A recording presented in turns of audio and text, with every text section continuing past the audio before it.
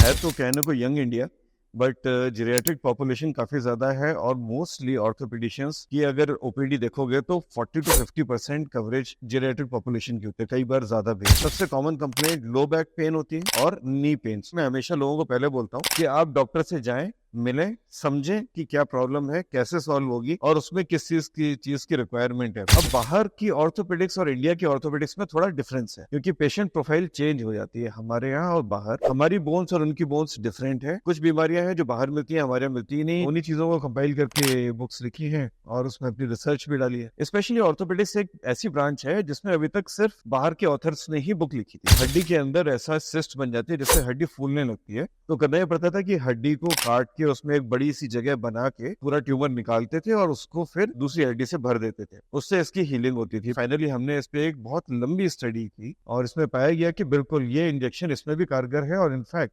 Tumour का size वापस छोटा कर देता है। मैं हमेशा रिकमेंड करता हूँ कि just one opinion may not be good enough, you can take multiple opinions and then decide the best treatment. उसके बाद अपने आप से अगर इमरजेंसी है then don't run around and don't waste time.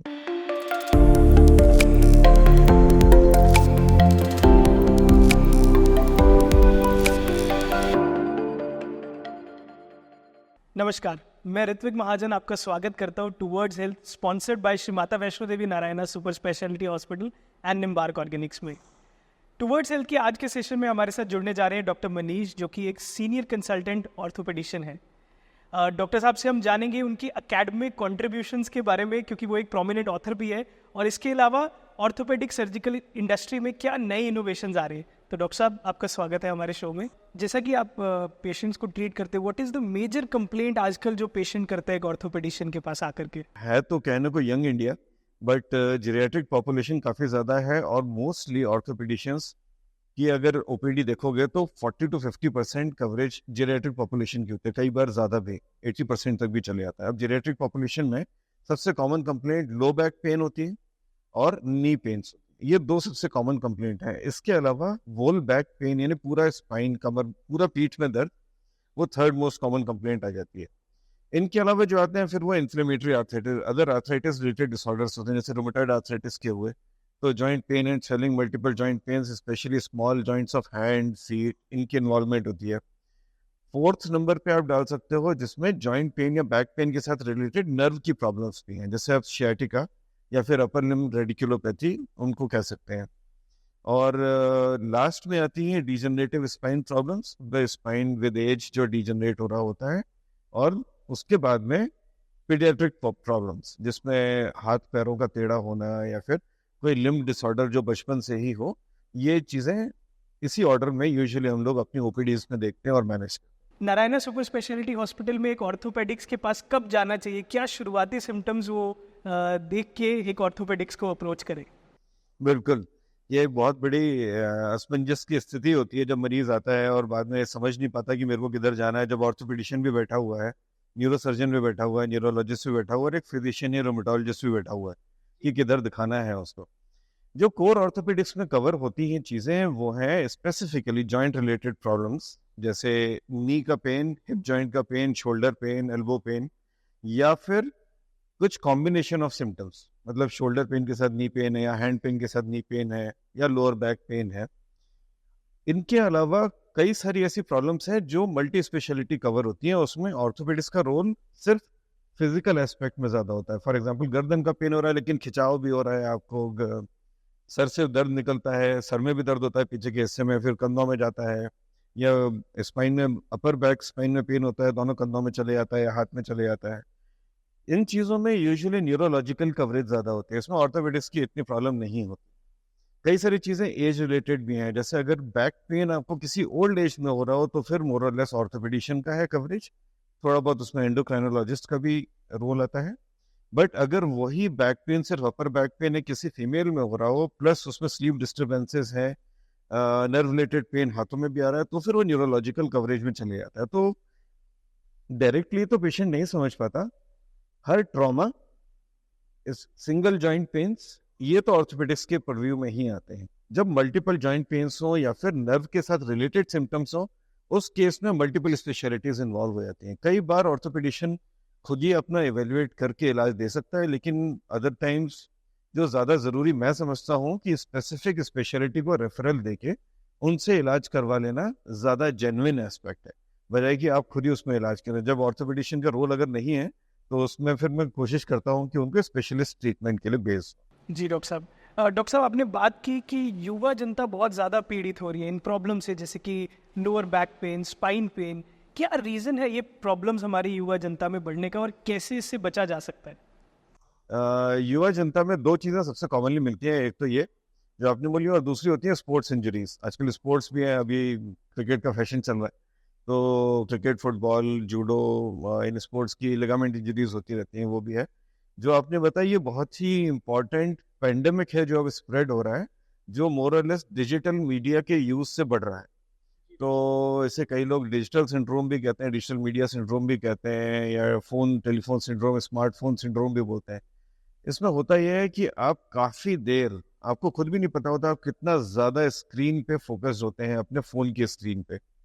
अब आप कोई भी वीडियोस देख रहे हो छोटे छोटे, उसमें ही इंटरेस्ट आ जाता है, वही कंटिन्यूअसली करते रहते हैं, तो आपका पोस्चर खराब हो जाता है। पोस्चर खराब होना प्लस एक्टिविटी खत्म हो जानी, क्योंकि आप बैठ के देख रहे हो, तो उस वक्त कोई जॉगिंग करते हुए या कोई एक्सरसाइज करते हुए तो देख नहीं रहे होते हो, तो एक्टिविटी खत्म हो जाती है, दूसरा पोस्चर खराब हो जाता है, उसके कारण ये बैक पेन्स और प्रॉब्लम आ जाती है। थर्ड चीज जिसमें बहुत इंपॉर्टेंट है, ये तो रोल थोड़ा सा मस्कुलर हुआ, बट एक साइकोलॉजिकल इम्पैक्ट बहुत ज्यादा है।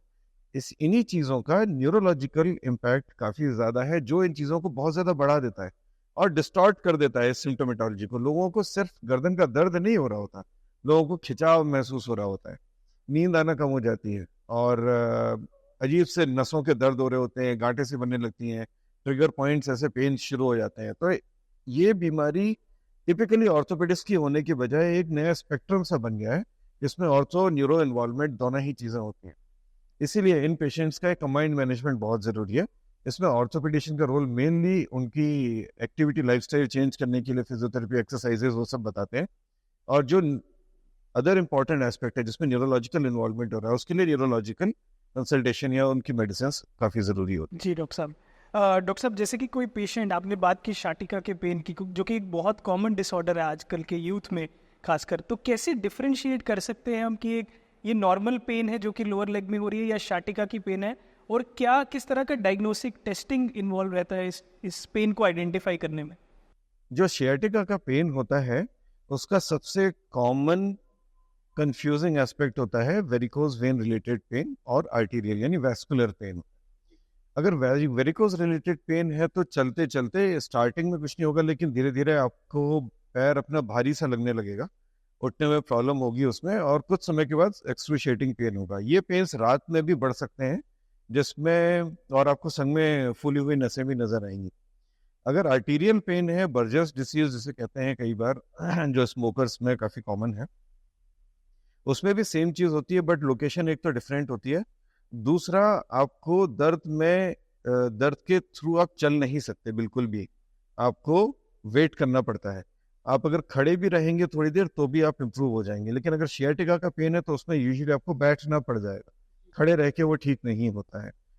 तो ये कुछ चीजें हैं जो आप डिफ्रेंशिएट कर सकती हैं। तीसरी चीज होती है, जो शियाटिका का पेन होता है वो मोर और लेस काफ में आता है, प्लस उसमें सेंसरी एस्पेक्ट भी होता है, मतलब आपको एबनॉर्मल फीलिंग्स भी पता चलेंगे, पिंस, नीडल प्रिक्स, थोड़ा सेंसेशन का लॉस, ये सब भी पता चलेगा। लेकिन बाकी जो बर्जर्स या वेरिकोज है, उसमें ऐसी सेंसरी प्रॉब्लम्स नहीं आती, मतलब छूने वाली जो प्रॉब्लम है, जो महसूस होने वाली चीजें हैं, उनमें कोई फर्क नहीं पड़ता है। इससे आप डिफ्रेंशिएट कर सकते हो, ये क्लिनिकल होता है। और इसके बाद कुछ क्लिनिकल टेस्ट होते हैं जिसमें आप शियाटिका को पता लगा सकते हो कि ये रियली शियाटिका है या नहीं है। और अगर टेस्टिंग ही करनी है तो आपको वेस्कुलर और इसमें सेपरेट करना है, तो आप सीधा सीधा नर्व कहीं कंप्रेस हो रही होगी तभी शियाटिका हो रहा है उसका, तो वो एमआरआई पे पता चल जाता है। और अगर कोई वेस्कुलर प्रॉब्लम है तो डॉपलर स्टडी से, आर्टीरियल डॉपलर से आप बर्जर्स डिसीज दे सकते हो। वीनस डिसीज अगर आपको देखनी है तो वीनस डॉपलर करा सकते हो, जैसे जिसमें वेरिकोज वेन्स वगैरह कवर। जी डॉक्टर साहब, क्या ये टेस्ट आम अवेलेबल है एक नॉर्मल आजकल तो लेबोरेटरी में एमआरआई जाकर और के? ये सब बहुत आम चीजें हैं, आराम से मिल जाती हैं। डॉपलर स्टडी तो बहुत कॉमनली ही करवा सकते हैं लोग, तो ये कोई बहुत बड़ा इशू आज की डेट में नहीं है। और 1 या 2 दिन के अंदर ही इसकी रिपोर्टिंग भी आ जाती है, आप इसका फिर पूरी तरह से इलाज भी करवा सकते डॉक्टर साहब, इसके ट्रीटमेंट के बारे में जानना चाहूँगा, क्या लाइफ साइकिल ऑफ ट्रीटमेंट रहता है, किस टाइम पे सर्जिकल इंटरवेंशन की ज़रूरत होती है और कब हम इसको लाइफस्टाइल चेंजेस से ही ठीक कर सकते हैं? होता यह है कि जो भी इलाज है आज की डेट में बहुत ग्रेजुएटेड इलाज है। ग्रेजुएटेड बोलता हूँ कि मतलब आपने बीमारी को भी ग्रेडिंग कर रखी है और उस ग्रेडिंग के अकॉर्डिंग ही आप उसका इलाज देते हो। अब अगर ग्रेड 1 या ग्रेड 2 यानी जैसे लोग कई बार अपनी लैंग्वेज में स्टेज 1 या स्टेज 2 बीमारी बोलते हैं जनरल लैंग्वेज में, उस स्टेज में तो मोर और less medicine, physiotherapy, lifestyle changes, exercises करना, वेट लॉस, यही चीज़ें मोर और लेस काम कर जाती हैं। उनकी टाइमिंग, टाइप ऑफ एक्सरसाइजेस वो डिपेंड करती है किस टाइप की डिसीज़ है, कहाँ पे इन्वॉल्वमेंट है, उसके अकॉर्डिंग थोड़ी सी फिजियोथेरेपी एक्सरसाइजेस चेंज होती हैं, लेकिन आपको ये इनकॉर्पोरेट करनी ही पड़ेंगी अपनी लाइफ। स्टेज 3 और 4 में डिसीजन मेकिंग चेंज हो जाती है। जैसे नर्व कंप्रेशन, अगर इस पे बहुत ही ज़्यादा सीवियर नर्व कंप्रेशन है, बड़ी सी डिस्क के कारण हो रहा है, या फिर जहाँ से जिस कैनाल से या फोरामेन से नर्व आती है वो फोरामेन बहुत छोटा हो गया है, लिगामेंट वहाँ बढ़ गया है या ऑस्टियोफाइड ग्रो हो गया है, उन केसेस में उसका रास्ता खोलना ही पड़ेगा, तो तब एक ऑपरेटिव इंटरवेंशन की रिक्वायरमेंट होती है। ये सारी चीज़ें मोर और लेस जो आपके ट्रीटिंग फिजिशियन या ट्रीटिंग सर्जन होते हैं ही कैन डिसाइड, और बेस्ट रहता है उनकी एडवाइस फॉलो करना। और आपको इसमें जस्ट एक इम्पैक्ट मैं ये बोलूँगा कि फॉर एग्जांपल अगर आप स्पाइन के लिए गए हो तो ये लुकआउट की सर्जन आज की डेट में तो स्पेशलिटी अवेलेबल है। ऑर्थोपेडिशियन सिर्फ ऑर्थोपेडिशियन नहीं रह गया, ट्रॉमा सर्जन अलग हो गया, स्पाइन सर्जन हो गया, joint replacement surgeon, arthroscopy surgeon इसमें डिवाइड हो चुके हैं। तो अगर आपको अल्टीमेटली पता चलता है कि आपकी स्पाइन में प्रॉब्लम है, you can obviously take another consult from a spine surgeon. मैं हमेशा रिकमेंड करता हूँ कि just one opinion may not be good enough, you can take multiple opinions and then decide the best treatment उसके बाद अपने आप से। अगर कोई इमरजेंसी नहीं है, अगर इमरजेंसी है then don't run around and don't waste time, उस केस में तो कभी नहीं। लेकिन अगर आपको लगता है then you can obviously always take multiple opinions, और मैं इसके लिए हमेशा ओपन रहता हूँ। जी डॉक्टर साहब। सो डॉक्टर साहब, आपने सर्जरी की बात की, सर्जिकल इंटरवेंशन की बात की। जम्मू के पेशेंट में सर्जिकल इंटरवेंशन सुनते ही होता है जम्मू से नहीं कराना और बाहर जाने की प्रयास में लग जाते हैं। तो जम्मू में किस तरह का सर्जिकल इंटरवेंशन के लिए इंफ्रास्ट्रक्चर अवेलेबल है? बिल्कुल ऋत्विक, एक ये बहुत ही इंपॉर्टेंट पॉइंट है, क्योंकि जब मैं यहाँ पे आया था तब भी मैंने बहुत सारी चीज़ें सुनी थी कि जम्मू में ऑर्थोपेडिक्स के, जम्मू के लोगों को ऑर्थोपेडिक्स पे कोई भरोसा नहीं है, यहाँ की ऑर्थोपेडिक्स के स्पेसिफिकली, और हर आदमी पंजाब या चंडीगढ़ या दिल्ली जाने की कोशिश करता था। But over a period of time, जब से नारायणा शुरू हुआ है तब से ही मैं वहाँ पे हूँ। हर एक फैसिलिटी एस्टेब्लिश की है, भले ही वो ओटी हो या ओपीडी हो, इक्विपमेंट्स भले जॉइंट रिप्लेसमेंट के हों या दूरबीन वाली सर्जरी के हों, स्पाइन सर्जरी के हों, एक एक चीज़ बिल्कुल हैंड पिक्ड है। और आज की डेट में 8 साल में हम लोग इस लेवल तक आ चुके हैं कि हर आदमी एटलीस्ट एक बार नारायणा आना चाहता है और उसकी फैसिलिटीज़ और वहाँ पे एक ओपिनियन भी लेना चाहता है। नारायणा में एक और फायदा है कि जो ओटी है उसका इंफ्रास्ट्रक्चर इतना अच्छा है कि उसमें इन्फेक्शन रेट टच बहुत कम है, और होना भी चाहिए। और यही चीज़ किसी भी फैसिलिटी को एक अच्छी फैसिलिटी बताती है कि जहाँ पे कॉम्प्लिकेशंस कम हो रहे हों। मैंने खुद अपने आप पे ही बाहर के ऑपरेटेड पेशेंट्स जिनको बहुत सारे कॉम्प्लिकेशंस हुए उनको ठीक किया है। उन पेशेंट्स का बाहर जाके पैसा खत्म हो जाता है, दोबारा जाने की हिम्मत नहीं बचती है, जा भी नहीं पाते हैं। वो सब भी क्योंकि अब मेरी एक्सपर्टीज इतनी हो गई है, एम्स दिल्ली में रह के मैंने ऐसे केसेस बहुत ज़्यादा देखे, क्योंकि वो एक रेफरल सेंटर ही है। 10 साल वहाँ पे काम करके यही चीज़ें समझ आई कि इनको कैसे मैनेज करना है, जो चीज़ें बाहर नहीं हो पाती। तो ये सारी फैसिलिटीज़ उसी के अकॉर्डिंग डेवलप भी की हुई हैं और अवेलेबल हैं। तो कहीं जाने की ज़रूरत नहीं है, आराम से आइए, सारा इलाज कराइए, हर चीज़ अवेलेबल है। और जो चीज़ नहीं हो सकती या जिसके लिए कुछ स्पेशल चाहिए, मैंने अभी भी बोला, ओपन रहता हूँ और उनको क्लियर रेफरल बोलता हूँ। अगर सपोज कोई चीज़ नहीं हो सकती तो सीधा बताता हूँ कि ये चीज़ नहीं हो सकती, इसके लिए कहीं और जाना पड़ेगा। उसके लिए बुरा मानने वाली बात नहीं है, हर आदमी की एक एक लिमिटेशन होती है, अकेला आदमी नहीं कर पाता, उसके लिए पूरी बहुत बड़ी टीम चाहिए होती है। हॉस्पिटल ने कई सारी चीज़ें बनाई हैं, हमने बहुत सारी चीज़ें डेवलप भी करनी है, लेकिन 100 आउट ऑफ 100 कभी नहीं मिलेगा, किसी भी हॉस्पिटल में नहीं मिलेगा। इवन एम्स दिल्ली में भी 100 आउट ऑफ 100 नहीं मिलता, वहाँ पे 99 आउट ऑफ 100 मिल सकता है। नारायण में मैं ये बोल सकता हूँ कि अगर मुझे कोई पॉइंट सिस्टम बोले तो we can give 95 out of 100 at least. मैं ट्रॉमा के बारे में जानना चाहूँगा, ट्रॉमा के रिलेटेड क्या इंफ्रास्ट्रक्चर है? लेटर सपोज कोई एक्सीडेंट हो जाता है तो किस तरह की सर्विस हमारे पास जम्मू में अवेलेबल है कि हम उसको फर्स्ट एड दे सके, ऑर्थोपेडिक? देखो, दो चीज़ें इसमें बहुत इंपॉर्टेंट है। एक तो नारायणा की एक्सेसिबिलिटी, हॉस्पिटल की, और दूसरा अफोर्डेबिलिटी जो आती है।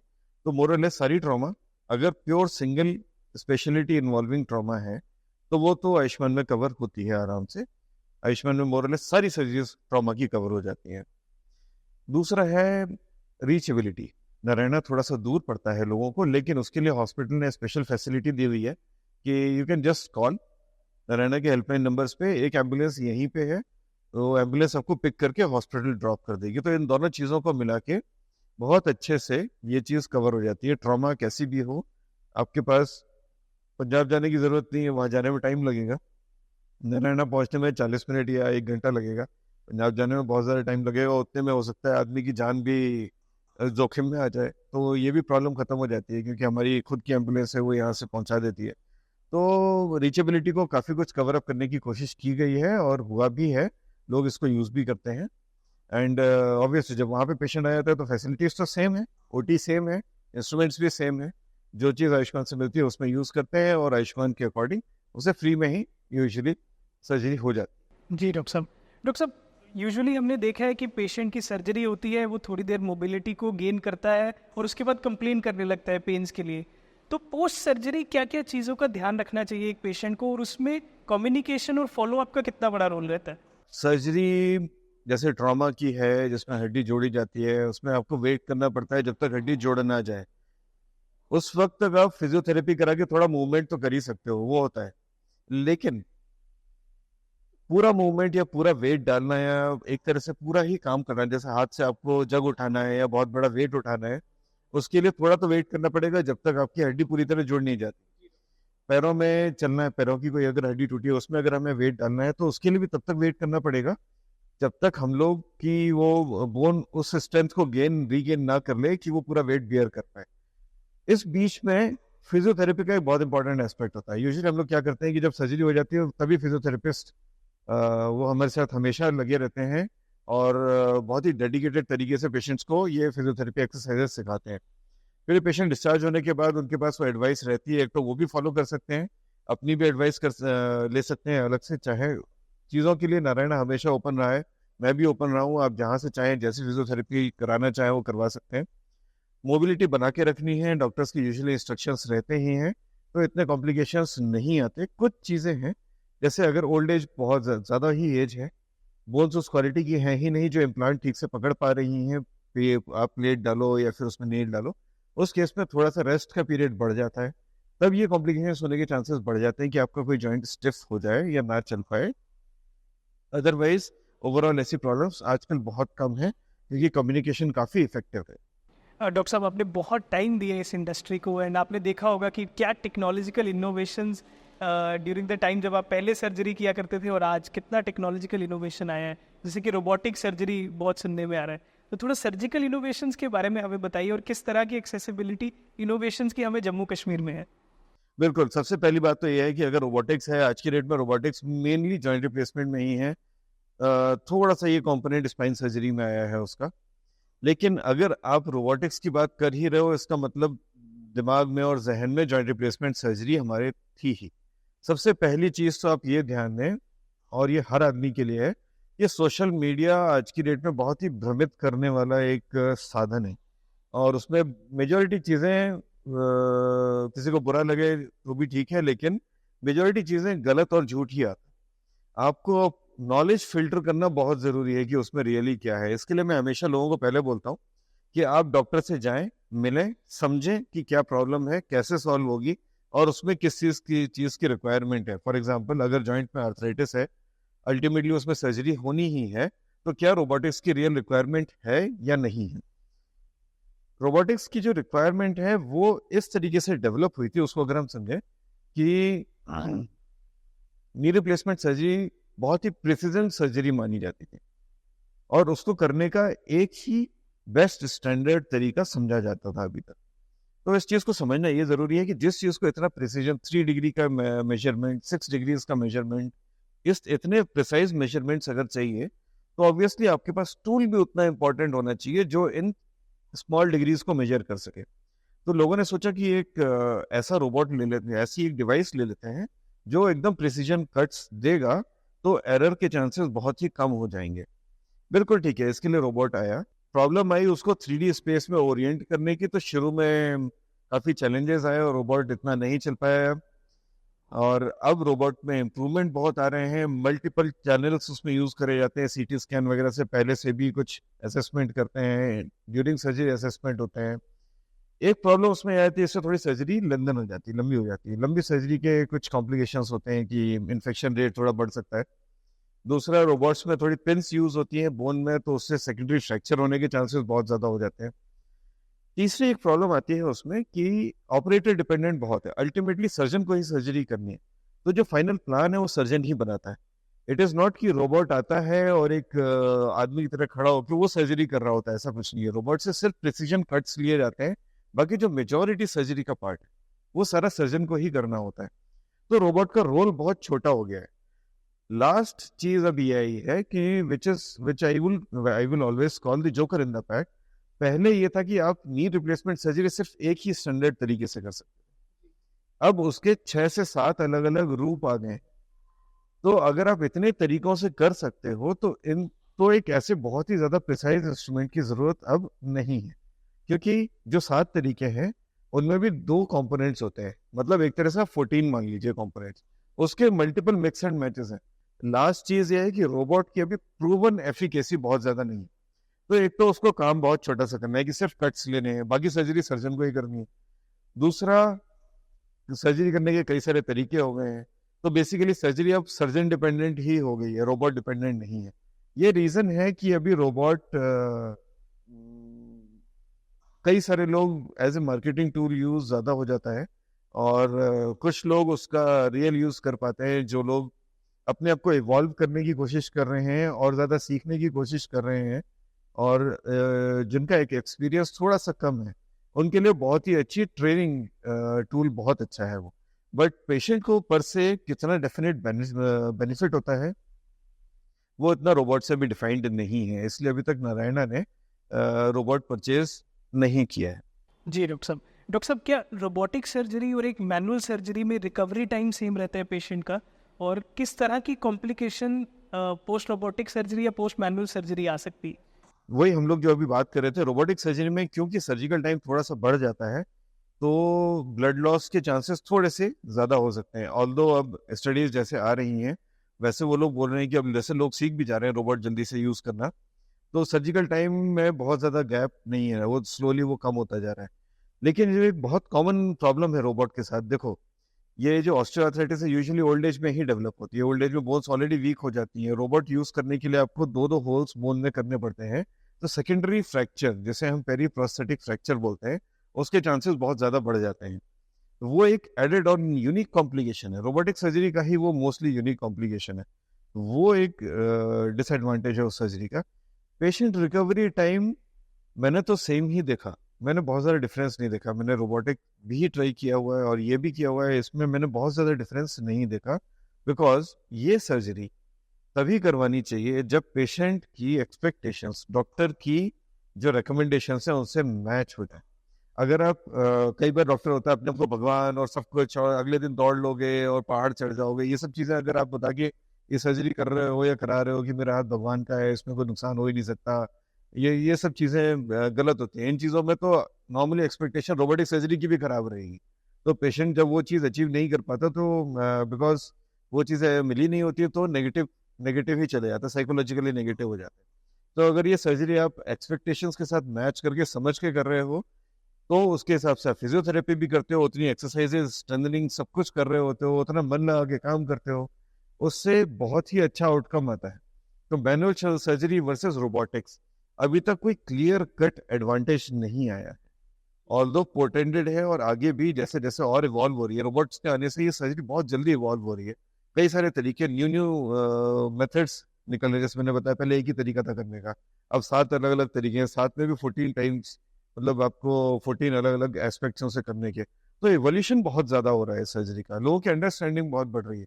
इससे ओवरऑल ही इस सर्जरी की नॉलेज काफी बढ़ती जा रही है, और लोगों के करने के तरीके बढ़ते जा रहे, चेंज होते जा रहे हैं। जी डॉक्टर साहब, क्या रोबोटिक सर्जरीज जैसी एडवांस सर्जरीज भी इन सारी स्कीम्स में कवर होती है जो कि गवर्नमेंट एडेड स्कीम्स हैं? नहीं, आयुष्मान कवर नहीं करता, आयुष्मान में रोबोटिक सर्जरी कवर नहीं होती है। एक वो भी एक इम्पॉर्टेंट एस्पेक्ट है जम्मू कश्मीर में अभी रोबोटिक्स ना इंट्रोड्यूस करने का, क्योंकि आयुष्मान अभी तक नहीं कवर कर रहा है, फ्यूचर में हो सकता है कवर करेगा। इंश्योरेंस स्कीम्स में भी पूरी तरह कवर नहीं होती है, उसमें कुछ चीज़ें आउट ऑफ इंश्योरेंस पैकेज जाती हैं रोबोटिक्स लेने में भी। तो अभी वही है, क्योंकि उसकी एक्सेप्टेबिलिटी इतनी अच्छी अभी तक पूरी तरह है नहीं और पूरी तरह उसके एडवांटेजेस नहीं है। तो ये चीज़ें उसको प्रूव करती हैं कि रोबोटिक्स अभी तक पूरी तरह मतलब ऐसा प्रूवन टूल नहीं है कि आप उसे यूज़ करना ही है सर्जरी के लिए, ऐसा कुछ भी नहीं है अभी तक। जी डॉक्टर साहब। डॉक्टर साहब, मैं जानना चाहूँगा, आर्टिफिशियल इंटेलिजेंस जिस तरह से हर क्षेत्र में हमारे देश में घुसता है, बहुत ही तेज़ी से, आपके मोबाइल फ़ोन से लेके आपके घर के गैजेट्स तक आर्टिफिशियल इंटेलिजेंस पहुँच रहे हैं। ऑर्थोपेडिक इंडस्ट्री में, डायग्नोसिस में, पेशेंट मॉनिटरिंग में आर्टिफिशियल इंटेलिजेंस का क्या रोल है और किस तरह की इनोवेशन आप देख रहे हैं? बहुत बढ़िया, ये आपने एक सीधा अपने क्वेश्चन में ही बेसिकली कवर कर लिया कि आर्टिफिशियल इंटेलिजेंस क्या क्या कर सकता है। See artificial intelligence is in the form of generative AI और ऑब्जर्वेशनल एआई और कैलकुलेटिव एआई। अगर आप बोलो कि artificial intelligence will become a doctor, ये अभी नहीं है पॉसिबल, इतना जल्दी नहीं हो सकता, क्योंकि वेरिएशन बहुत ज़्यादा है, पॉपुलेशन बेस बहुत ज़्यादा है और हर आदमी दूसरे आदमी से अलग है। दो बीमारियों में, दो आदमियों में इलाज डिफरेंट ही होगा। उतना फाइन वेरिएबिलिटी समझना अभी तक आर्टिफिशियल इंटेलिजेंस के डेटाबेस में नहीं कैप्चर हुआ है।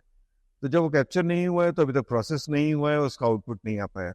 जो आज की डेट में आर्टिफिशियल इंटेलिजेंस का रियल रोल है वो ये है कि अल्टीमेट आउटकम जो भी आपने किया, जो भी आपने सपोज इंटरवेंशन की, दवाई ही दी या फिर सर्जरी की, उसका आउटकम कैसा निकला, उसका इवेल्युएशन बहुत फास्ट हो जाता है एआई यूज करके। एक दूसरा, पेशेंट मॉनिटरिंग में एआई बहुत हेल्पफुल है कि अगर थोड़ा सा भी पेशेंट के पैरामीटर्स डिविएट कर रहे हैं, जो स्टैंडर्ड्स होते हैं उनसे अगर डिविएट करें तो उससे भी जल्दी कैप्चर कर लेता है। तो जो मिस हो जाती थी पहले चीजें, आंखों के नीचे से आंखें भी निकल गई, वो चीजें मिस होनी कम हो जाएंगी। तो वो ऑब्जर्वेशनल एआई वो बहुत इंपॉर्टेंट है। दूसरा, जनरेटिव एआई में ये है कि इट कैन जनरेट एल्गोरिदम्स। मैंने एक दवाई 10 पेशेंट्स को अलग अलग तरीके से दी, 10 के क्या क्या आउटकम निकले, या 10 लोगों में मैंने सर्जरी की, 10 में क्या क्या निकले, उनमें से बेस्ट कौन सा है उसकी एल्गोरिदम डेवलप करी जा सकती है एआई को यूज करके, कि मैंने क्या प्रोसेस फॉलो किया था और उससे क्या आउटकम आया। ये चीजें पहले रिसर्च में साल लगा देती थी, कभी कभी 2 साल 3 साल लग जाते थे अगर आप बहुत हाई लेवल पे स्टडी कर रहे हो। बट एआई की अवेलेबिलिटी से ये चीजें बहुत फास्ट हो गई हैं। तो अल्टीमेटली एआई के आने से ये होगा कि मेडिकल फील्ड इवॉल्व बहुत फास्ट होगा। एक दूसरा, स्टैंडर्ड्स जो हैं ट्रीटमेंट के वो बहुत जल्दी जल्दी डिफाइन होंगे, चेंज भी होंगे, लेकिन उसी स्पीड से चेंज भी होंगे। और तीसरा ये है कि पेशेंट की मॉनिटरिंग बेटर होगी। अभी इतना ही एस्पेक्ट है एआई का। जी डॉक्टर साहब। डॉक्टर साहब, मैंने देखा आपके प्रोफाइल में कि आपने काफ़ी रिसर्च भी किया है, एज ए एकेडमिशियन भी आपने एक बहुत ही इंपॉर्टेंट रोल प्ले किया, जहाँ पर आपका एकेडमिक कंट्रीब्यूशन रहा इन द फॉर्म ऑफ बुक्स, जो कि आज ऑर्थोपेडिक्स एकेडमिक्स में पढ़ाई जाती है। तो अपने रिसर्च के बारे में थोड़ा हमें बताइए। ड्यूरिंग पोस्ट ग्रेजुएशन मेरी बोन ट्यूमर्स पे काफ़ी रिसर्च थी और वो एक बहुत ही इंटरनेशनली एक्लेम्ड टेक्निक है for managing a particular bone tumour, जो बेसिकली रिवोल्यूशनाइज कर गया है। सी कई सारी चीज़ें हैं जो मैं लोगों को बोलता हूँ कि हमेशा ग्राफ ऐसा नहीं होता कि पहले आप दवाई खाएंगे, फिर दवाई और फिजियोथेरेपी लेंगे, फिर कुछ इंटरवेंशन होगी, इंजेक्शंस लगेंगे और लास्ट में सर्जरी होगी। यूजुअली ग्राफ ऐसा ही होता है जो लोगों के दिमाग में रहता है किसी बीमारी का। स्टेज 1 में पहले दवाई, फिर एक्सरसाइजेज, फिर कुछ इंजेक्शन वगैरह और लास्ट में सर्जरी, लास्ट स्टेज सर्जरी। तो दो चीज़ें ऐसी हैं ऑर्थोपेडिक्स में जो उल्टा हो गई हैं, जिसमें पहले सर्जिकल ट्रीटमेंट ही बोला जाता था और अब उन्हें रिग्रेसिव नीचे कर गया। एक हुआ था जिसमें बच्चों का पैर टेढ़ा हो जाता है, तो वो स्टडी बाहर हुई थी और पॉन्सेटी ने की थी। तो उस मेथड से हुआ ये कि सर्जिकल ट्रीटमेंट टेढ़े पैर का बिल्कुल नेग्लिजिबल रह गया है। पहले उसे ऑपरेट ही करते थे और उससे ठीक करते थे, अब उसे प्लास्टर से ठीक कर लेते हैं। तो एक वो रिग्रेसिव था। दूसरा है एक बोन ट्यूमर होता है एबीसी, उसमें पहले सर्जरी करके दूसरी जगह की हड्डी निकाल के डालनी होती थी। तो जो मेरी मेन रिसर्च और स्टडी थी वो ये थी कि क्या एक सिंपल इंजेक्शन लगा के हम उसे ठीक कर सकते हैं या नहीं। और वो चीज़ अब काफ़ी ज़्यादा इन वोग है, मतलब अगर एबीसी लोगों को मिलती है तो पहले लोग प्राइमरी उसी से ट्रीटमेंट करते हैं बजाय कि लोगों को सर्जरी पे लेके जाए। तो कुछ ऐसी रिसर्चेस भी होती हैं जो आपकी सर्जरी की रिक्वायरमेंट को ख़त्म कर सकती हैं या कम कर सकती हैं। तो उनमें से है। तो बोन ट्यूमर्स में मेरी एक रिसर्च थी। बाकी बहुत सारे वेरिड एस्पेक्ट्स पे, पीडियाट्रिक ऑर्थोपेडिक्स पे, जॉइंट रिप्लेसमेंट्स, ट्रॉमा, ट्यूबरक्लोसिस, इन सब पे काफ़ी रिसर्च की है मैंने, और उनका ये भी आउटकम भी रहा कि जो WHO के अकॉर्डिंग पहले ट्यूबरक्लोसिस के लिए आपको नियरली 9 महीने या 12 महीने की दवाई खानी होती थी। अब अल्टीमेटली रिसर्च करते करते वो ये डिसाइड हुआ है, और ये फैक्ट पुट ऑन भी हो गया है कि 6 months to 8 months is enough. उससे ज़्यादा लंबी दवाई देने की जरूरत नहीं। लोग पहले 2-2 साल भी खिलाते थे, लेकिन अब उनकी ज़रूरत नहीं है। तो कुछ चीज़ें इंप्रूव हुई हैं, और इसमें उन सब रिसर्च में काफ़ी ज़्यादा कॉन्ट्रीब्यूशन भी रहा है मेरा।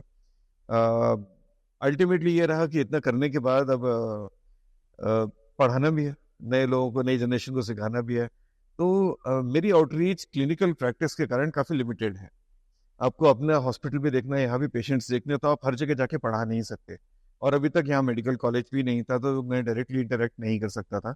कॉन्फ्रेंसेस, लेक्चर्स, वो सब पॉसिबल थे, लेकिन उसकी एक लिमिटेड ही रीच होती है। इतना आज की डेट में, कोविड के बाद ही लोगों ने वीडियोस देखने ज़्यादा शुरू किए, नहीं तो अदरवाइज तब तक तो लोग किताबों और ये से। सब इंडस्ट्री बहुत ही तो ज्यादा या वो propagate- डिजिटलाइजेशन काफ़ी लेट हुआ, और उसमें मैं फिर तब तक बिजी भी हो गया। तो इस चक्कर में मैंने पहले से ही बुक्स लिख दी थी, और बहुत ज़्यादा सराहा गया उन बुक्स को। बच्चे वो पढ़ते हैं, ऑर्थोपेडिशियंस, नए नए ऑर्थोपेडिशियंस बन रहे हैं लोग। तो मेरी जितने रिसर्च है सारी कंपाइल होके 3 अलग अलग बुक्स हैं।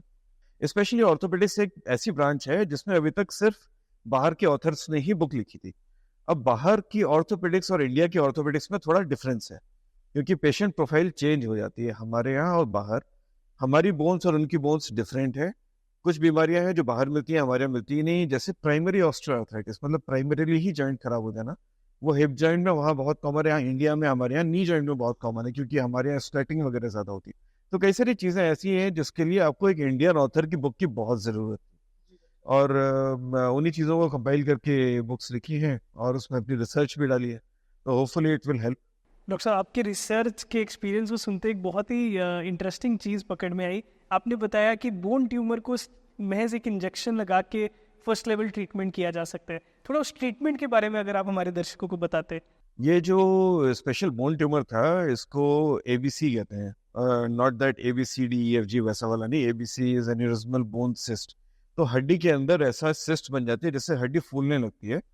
पहले ये समझा जाता था कि ये जो बोन ट्यूमर है, ये किसी स्पेसिफिक जेनेटिक चेंज और कोई सेल ऐसा है जो ओवर ग्रो कर जाता है, उसके कारण होता है।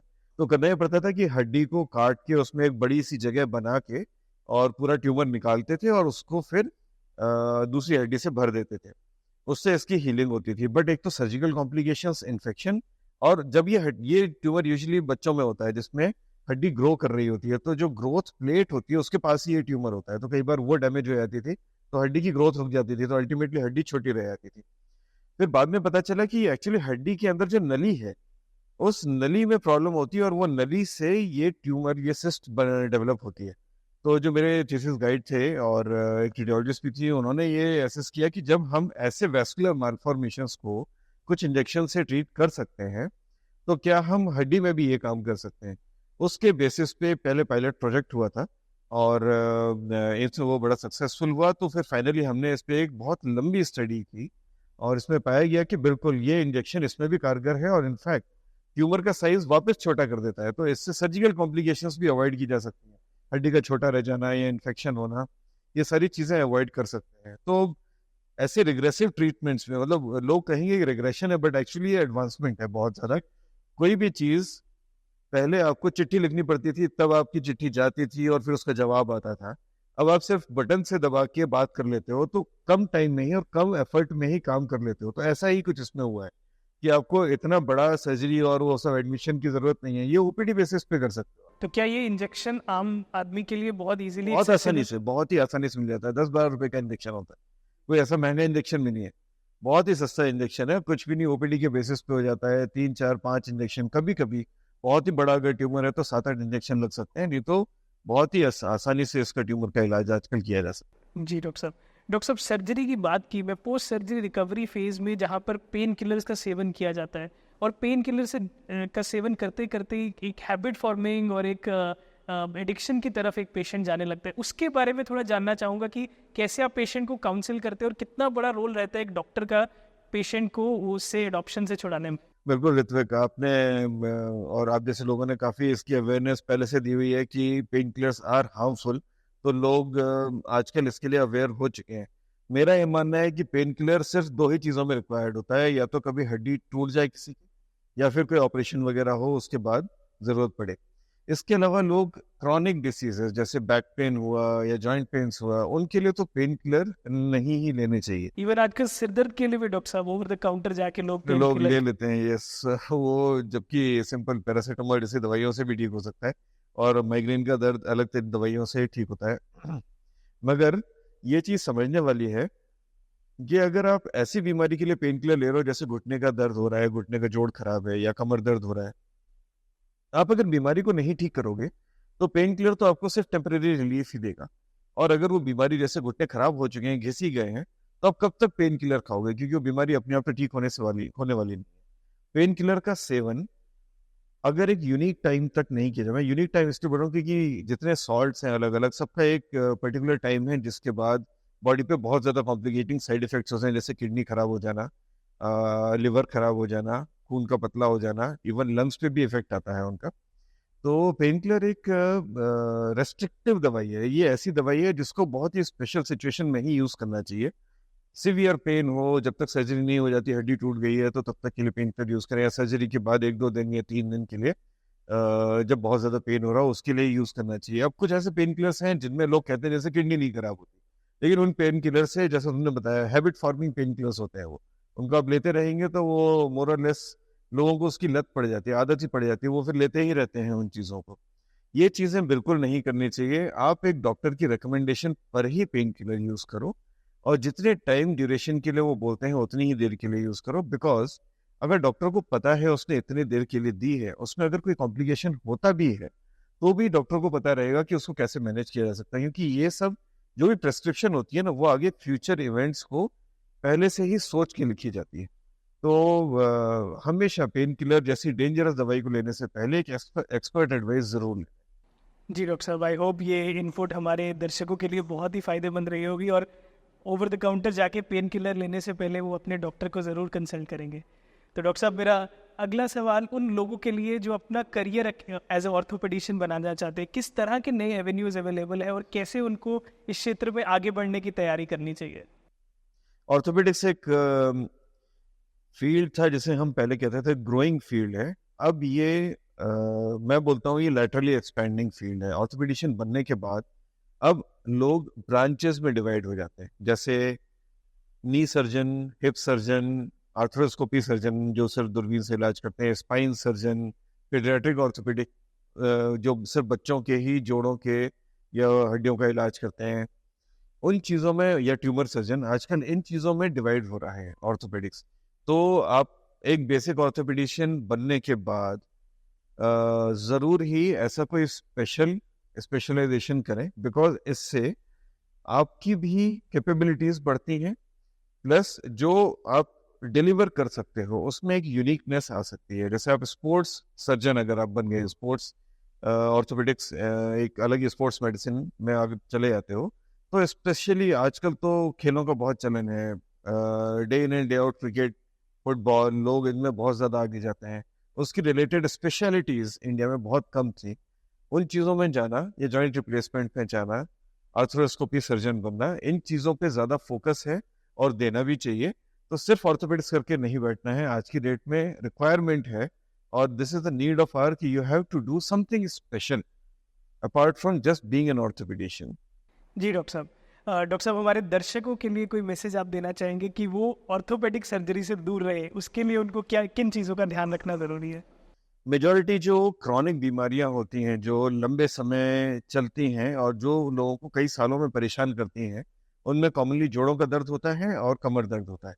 वो चीज़ें सबसे कॉमनली उन लोगों में देखी जाती हैं जिनका वजन ज़्यादा होता है। तो अपना वजन हमेशा कंट्रोल रखें, एक्सरसाइजेज ज़रूर करें, डेली ऐसा रूटीन बनाएं कि कोई ना कोई exercise at least half an hour की हम कर रहे हों। दूसरी चीज़ ये है कि जस्ट सोशल मीडिया पे ना जाएं। सोशल मीडिया में बहुत ज़्यादा डिविएट करने वाली चीज़ें, रॉन्ग चीज़ें, ये सब मिल जाएंगी। आजकल मेरे को लगता है सोशल मीडिया में जोकरपंती ज़्यादा होती है, बजाय कि आपको रियल इंफॉर्मेशन मिले। और वो फिल्टर करना एक पेशेंट के लिए, एक आम आदमी के लिए बहुत मुश्किल होता है। लोग फंस जाते हैं इन चीज़ों में। अजीब अजीब से इलाज धागा बांध के, और मैंने ऐसी कई सारी चीजें देखी हैं। हथौड़ा मार के, हथौड़ा छैनी से लोग कमर का इलाज ठीक कर, मतलब कमर दर्द ठीक कर रहे होते हैं। इन सब चीजों में ना चाहें, अपने आप को एक्टिव रखें, वेट कम रखें, डाइट अच्छी रखें। अगर 50 ईयर्स के ऊपर हैं तो कैल्शियम या उसके कोई सप्लीमेंट्स जरूर लें। विटामिन डी, उनकी भी एक रेजिमेन होती है, उसको हमेशा रखें अपने साथ, फॉलो करें। और जब भी कोई problem, pain suppose 7 to 10 days से ज्यादा परसिस्ट कर रहा है या फिर 7 दिनों में बढ़ता ही जा रहा है, तो डेफिनेटली ऑर्थोपेडिशियन को दिखा लें, बजाय कि अपने आप ही इलाज या पेन किलर वगैरह शुरू कर। डॉक्टर साहब, आपने बात की अभी तक सोशल मीडिया पे मिस इन्फॉर्मेशन की। सही इन्फॉर्मेशन तक कैसे पहुंचा जाए और किस तरह की अप्रोच होनी चाहिए सही कंटेंट देखने के लिए सोशल मीडिया पे? देखिए, सोशल मीडिया जब स्टार्ट हुआ था तब यूजुअली शुरू में नॉलेज बेस्ड कंटेंट ही आते थे उसमें, but over a period of time मैंने देखा है कि काफी ज्यादा भ्रमित करने वाली चीजें आ गई हैं। प्रोमोशनल वीडियोस आने लगे हैं कि हमने घुटने का इलाज ठीक किया, इतने लोग ठीक हो गए, कूल्हे का इलाज किया, अगले दिन चला दिया और मरीज ठीक होने लग गए। ये सब प्रमोशनल कंटेंट है, इससे आपको कोई ज्ञान नहीं मिलेगा। इससे आप सिर्फ सॉर्ट ऑफ आप समझिए कि एडवर्टीजमेंट जैसा हो रहा है। आप वो मीडिया देखिए जिसमें बीमारी के रिलेटेड क्या क्या चीजें हैं जो वो बीमारी करते हैं, क्या चीजें हैं जिनसे आप बीमारी से बच सकते हैं, और अगर बहुत ही अनफॉर्चुनेट है कि बीमारी वो हो ही जाए तो उसके लिए क्या क्या इलाज दिया जा सकता है। मतलब मेडिकली अप्रोप्रिएट कंटेंट जो है उसी को देखना चाहिए और उसी को रिलाय करना चाहिए। ये प्रमोशनल कंटेंट देखने का कोई फायदा नहीं है कि इतने लोग ठीक हो गए, इतने लोगों को हमने दौड़ा दिया, काम करा दिया, चलने लग गए, करने लग गए, उनसे कुछ नहीं मिलने वाला आपको। ये सब प्रमोशनल कंटेंट है। इनको देखने की बजाय आप सिर्फ मेडिकली अप्रोप्रिएट मीडिया देखिए। जैसे यहाँ पे हम लोगों ने इतनी सारी चीजें डिस्कस की, ऋत्विक ने इतने पर्टिनेंट क्वेश्चंस पूछे जिसमें काफी कुछ हम लोगों ने बेसिक्स कि हम लोग यहाँ पे कैसी फैसिलिटीज दे सकते हैं ना, जम्मू कश्मीर में आज की डेट में क्या क्या अवेलेबल है, वहां से हमने रोबोटिक्स, आर्टिफिशियल इंटेलिजेंस, इन सबका क्या कैसे समावेश करके हम किसी भी मेडिकल थेरेपी को या मेडिकल प्रैक्टिस को इम्प्रूव कर सकते हैं। इन चीजों को जो चीज मीडिया डिस्कस करे, दिखाए, आप उन चीजों पर रिलाय करिए, बजाय कि प्रमोशनल वीडियो देखिए। प्रमोशनल कंटेंट बिल्कुल नहीं देखिए। बहुत बहुत शुक्रिया डॉक्टर साहब। तो ये था हमारा आज का हेल्थ सेगमेंट। अगले हफ्ते फिर मिलेंगे एक और नए हेल्थ टॉपिक के साथ। तब तक जुड़े रहिए और देखते रहिए take one television and digital network.